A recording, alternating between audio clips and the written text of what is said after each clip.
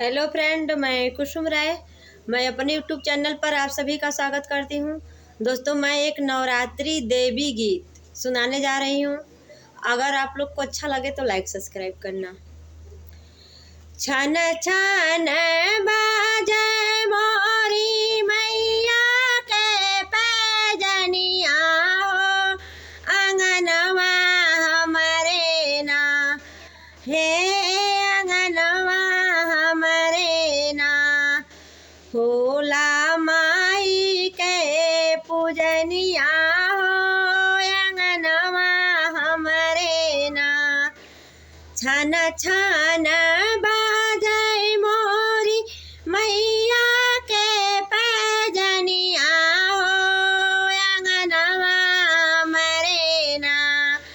हे अंगनवा हमरे ना होला माई के पूजनिया हो, अंगनवा हमरे ना छन छन बाजे मोरी मैया के पैजनिया हो, अंगनवा हमरे ना का हुआ देखी मैया मन मन मुस्कानी हो, कि काहू देखी ना मैया भाईली मगनवा हो, कि काहू देखी ना काहुआ देखी मैया मन मन मुस्कानी हो, कि काहू देखी ना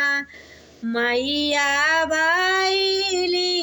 मगनवा हो, कि काहू देखी ना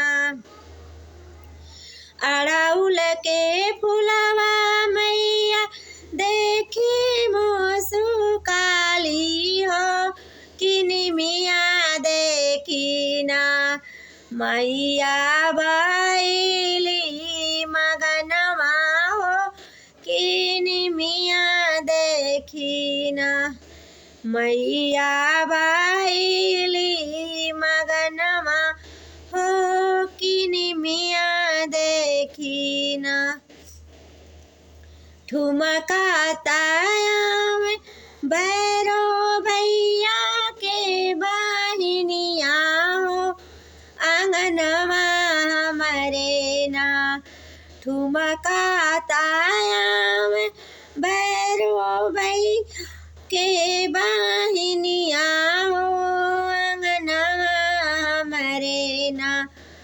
होला जो में हमनिया हो, अंगनवा हमरे ना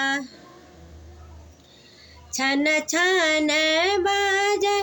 मोरी मैया के पैजनिया हो, हो अंगनवा हमरे ना